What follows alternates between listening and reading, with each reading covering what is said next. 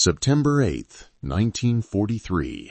Italy stands on the edge of collapse. In the streets of Rome, tension crackles through the air as radios deliver the unthinkable news. Italy has surrendered to the Allies. For years, Mussolini's regime had tied the nation's fate to Nazi Germany, fighting a war few Italians still believed in. But now, the fragile alliance is shattered. Within hours, German forces move swiftly across the Italian peninsula, occupying key cities and disarming their former comrades. What was once friendship now turns to betrayal. Amid this chaos, one man finds himself at the center of history: General Giuseppe Castellano. He was no loud patriot, no fame-seeking general, but a quiet strategist chosen by the Italian king himself to negotiate peace. When others clung to Hitler's promises, Castellano saw only disaster ahead.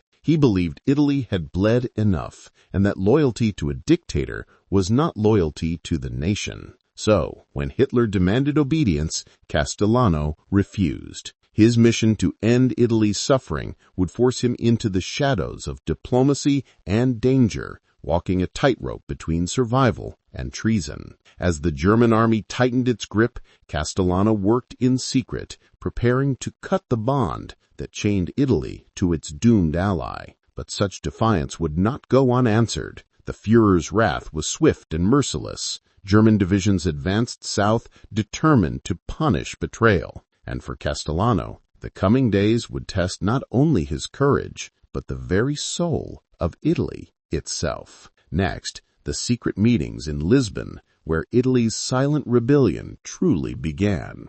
The city of Lisbon shimmered under the Atlantic sun, neutral, silent, and full of secrets. Inside its cafes sat spies, diplomats, and traitors, all pretending to be ordinary travelers. Among them walked an Italian general in civilian clothes, his face calm, but his heart racing. Giuseppe Castellano had come to broker peace, yet every step he took risked exposure. Hitler's agents watched everything, and a single whisper could mean execution. It was here, in the quiet tension of Portugal's capital, that Italy's destiny would be rewritten. Castellano met with General Walter Bedell Smith, Eisenhower's chief of staff, in a small embassy room filled with cigarette smoke and the smell of fear. The Allies demanded unconditional surrender, a complete break from Germany. Castellano hesitated. He wasn't just ending an alliance, he was risking the annihilation of his nation.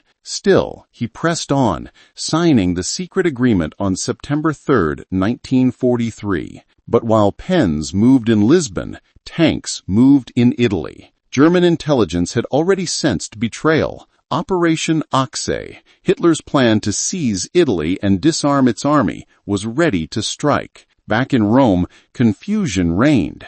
The Italian command delayed orders, uncertain whether to resist or comply. By the time the armistice was announced, the Germans were no longer allies. They were conquerors. Trains full of Italian soldiers were ambushed, divisions surrounded, and entire garrisons wiped out in hours. Castellano had achieved peace on paper, but unleashed chaos in reality. As Rome fell under German control, one question lingered. Had Italy freed itself, or had it simply traded one master for another? Next, the capture of Mussolini and Hitler's desperate attempt to keep Italy under his thumb.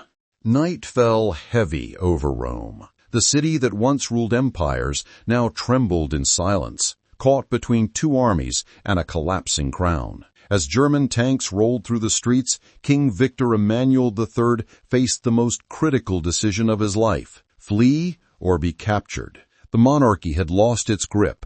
The government was in ruins, and the Germans were closing in fast. In the early hours of September 9, 1943, the royal convoy slipped out of Rome under the cover of darkness. Soldiers abandoned their posts, confused and leaderless, as the king, Queen Elena, and Prime Minister Badoglio raced south toward Allied lines. Their escape was desperate and chaotic. A handful of cars, half-fueled, driving through enemy territory without a clear plan. On the roadside, abandoned Italian units begged for orders that never came. To many, the king's flight wasn't strategy, it was betrayal. When dawn broke, Rome awoke to a nation without command. The Germans took control of the capital within hours, hoisting the swastika over the eternal city. Mussolini's puppet regime in the north now claimed legitimacy, while the royal government in the south tried to rebuild under Allied protection. The Italian people were split, not just by geography, but by loyalty, torn between fascism, monarchy, and the uncertain hope of freedom. Castellano, watching from the chaos, knew Italy's soul was slipping through its fingers. The armistice that was meant to save the nation had instead left it leaderless, and while the king ran for safety, ordinary Italians were left behind to face the fury of occupation. They came without warning. In villages scattered across Italy, the sound of boots and engines tore through the quiet mornings. For the Germans, betrayal demanded blood. For the Italians, surrender had become a death sentence. Across the country, soldiers who refused to rejoin the Axis were rounded up and executed. Whole divisions vanished overnight, disarmed, captured, or massacred. At Kefalonia, thousands of Italian troops who once fought beside the Germans were lined up and shot. Their bodies left where they fell. Hitler called it justice. The world called it murder. Civilians fared no better. Every act of resistance, every whisper of rebellion brought brutal reprisals. In the small town of Boves, homes were burned to ashes, men shot in front of their families. In the north, the Gestapo and SS hunted anyone who dared to defy the new fascist republic. What began as a war between nations had become a war against a people. And in the south, General Castellano watched with growing horror. His decision to seek peace had saved Italy from total destruction, but unleashed unimaginable suffering in the process. He knew that defiance came with a price, but not this high. Entire communities were destroyed in days. The Germans ruled through terror, and Mussolini's return gave them the perfect excuse to crush anyone who dreamed of freedom. Yet, amid the ashes, resistance was already taking root. Farmers, students, and even former soldiers began to form secret bands in the mountains. They called themselves partisans. They fought not for Mussolini, not for the king, but for Italy's soul. Next, the birth of the resistance, and how ordinary Italians turned the tide against tyranny. The mountains of northern Italy were cold and merciless, yet in their shadows, hope began to breathe again. It started with deserters, men who refused to serve Hitler or Mussolini, hiding in forests with nothing but rifles and scraps of food.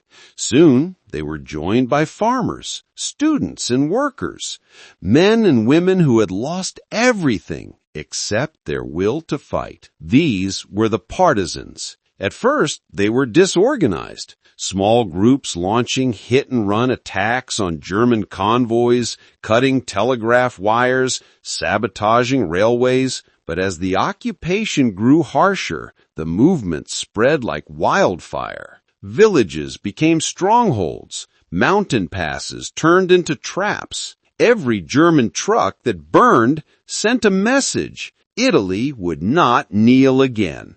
Hitler saw the threat growing and responded with fury.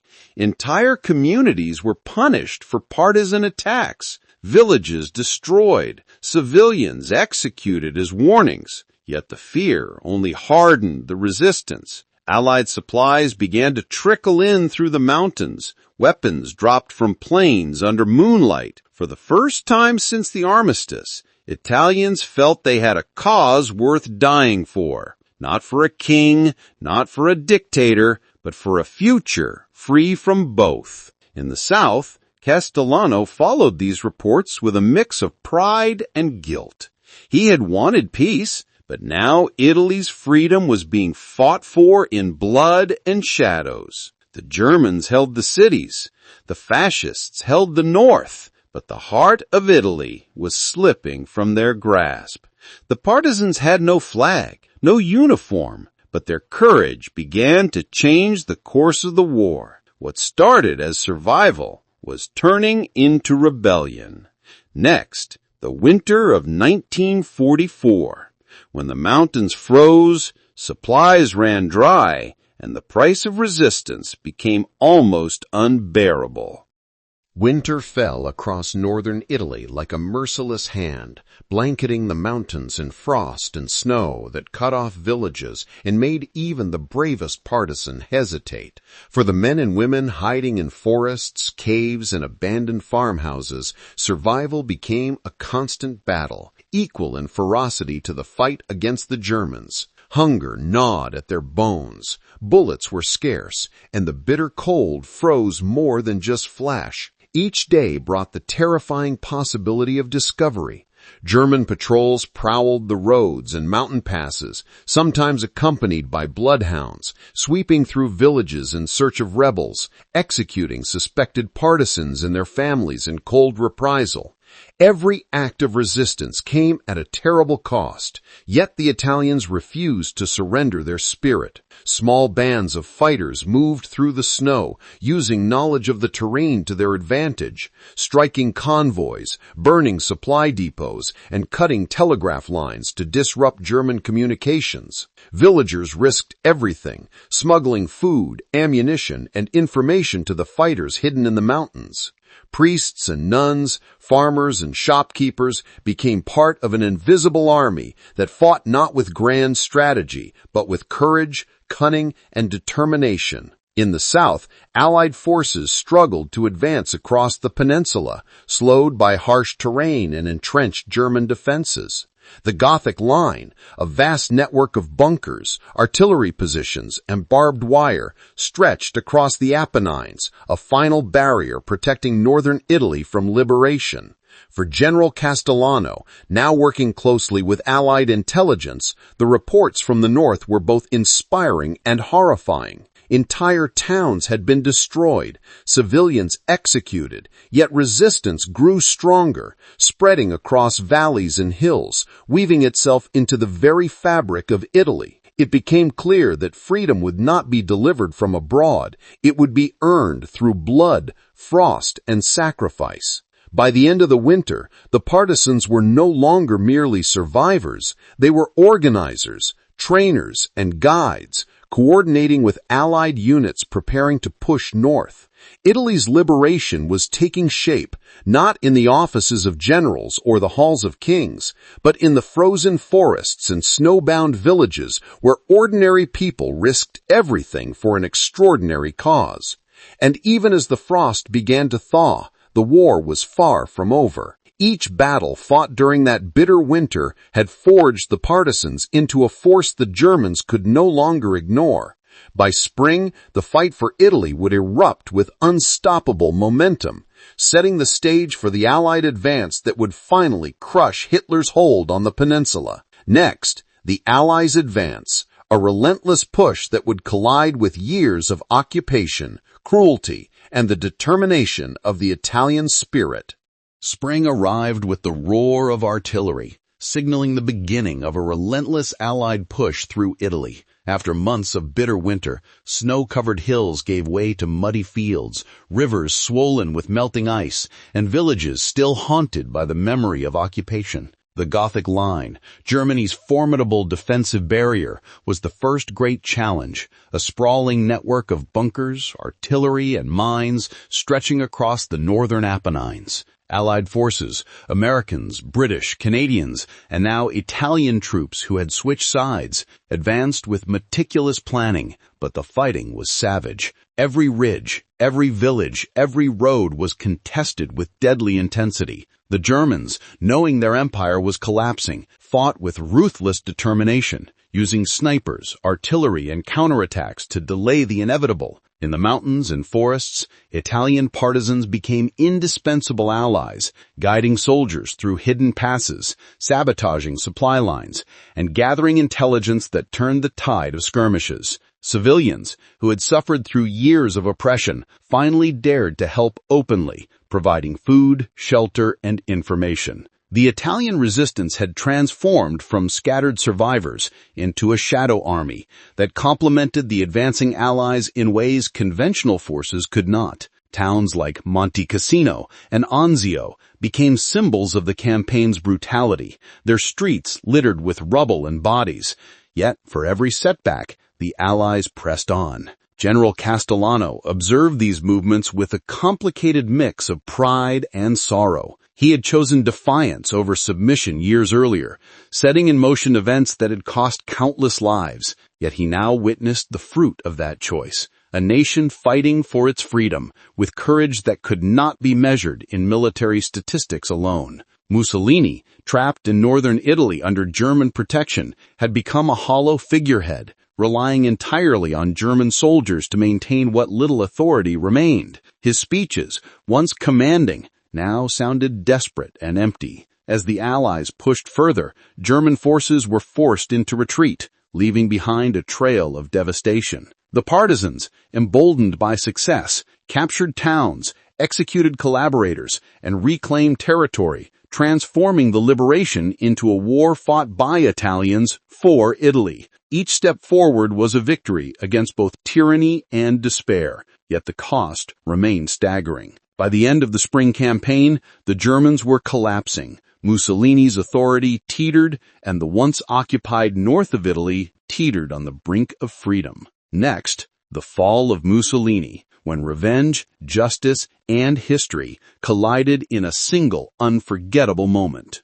April 1945 arrived with chaos and finality. The Germans were retreating north, the Allies pushing relentlessly from the south, and the partisans were seizing towns and cities in the vacuum of collapsing fascist authority. Benito Mussolini, desperate and cornered, attempted to flee to Switzerland with his mistress, Clara Petacci, disguised as a German soldier. But fate, in the form of vigilant Italian partisans, intercepted the convoy near the village of Dongo. Recognition was immediate. The man who had once commanded an entire nation now faced farmers, factory workers, and former soldiers armed with rifles and moral certainty. There was no trial, no ceremony, only the swift execution that history demanded of him. On April 28, 1945, Mussolini and Petacci were shot, their bodies hung upside down in Milan's Piazzale Loreto, a public display echoing past fascist atrocities. The symbolism was undeniable. A regime built on fear and cruelty had been brought down by ordinary citizens who refused to bow. Across Italy, the liberation was chaotic and bloody. Retribution was swift for collaborators. Towns were reclaimed, but scars remained, both physical and emotional. General Castellano, the man whose defiance of Hitler years earlier had set these events in motion, observed quietly from the shadows. He was neither celebrated nor vilified. History would remember him as a man who risked everything for conscience and country. Mussolini's death did not instantly heal Italy, but it marked the definitive end of fascist authority and a turning point in the nation's struggle to reclaim its identity. Amid the ruins, hope flickered. Partisans, allied forces, and ordinary Italians began to rebuild, understanding that freedom had been won through sacrifice, courage, and relentless defiance. The end of the Duce was more than the fall of a man. It was the collapse of tyranny in Italy, the vindication of those who had resisted in the shadows, and the beginning of a nation's journey toward democracy and renewal. Next, we look at the aftermath and how Italy rose from the ashes and the enduring legacy of one general's courage. Italy awoke to a landscape of ruin, cities flattened, families torn apart, and entire regions left desolate. Yet beneath the rubble, a new nation began to stir. In the south, King Victor Emmanuel III's monarchy was discredited, and the path toward a republic was clear, while in the north, former partisans, those who had fought in secret for years, emerged as architects of reconstruction, reclaiming towns and villages with courage and vision. General Giuseppe Castellano, whose refusal to bow to Hitler had altered the course of the nation, remained largely in the shadows, his deeds known to few, yet his impact was immeasurable. The war had scarred Italy deeply, leaving physical ruins and emotional wounds, but it had also forged a spirit of resilience and defiance. The Italian people had learned that freedom is never granted lightly. It must be fought for, protected, and sometimes seized at great personal cost. Castellano's story was a testament to this truth. One man's courage, guided by conscience rather than fear, could ripple outward and shape the destiny of millions. In the years that followed, Italy would rebuild slowly, remembering both the horrors endured and the heroes who emerged from the shadows. And while monuments could honor the fallen and streets could bear names, the real legacy was alive in the hearts of those who refused to surrender, who resisted tyranny, and who believed that even in the darkest hour, dignity and courage mattered most. As the sun rose over a nation scarred but unbroken, one truth endured. The story of Giuseppe Castellano was not just the story of a general, but the story of Italy itself, a nation that, against overwhelming odds, refused to bow, reclaimed its freedom, and began anew.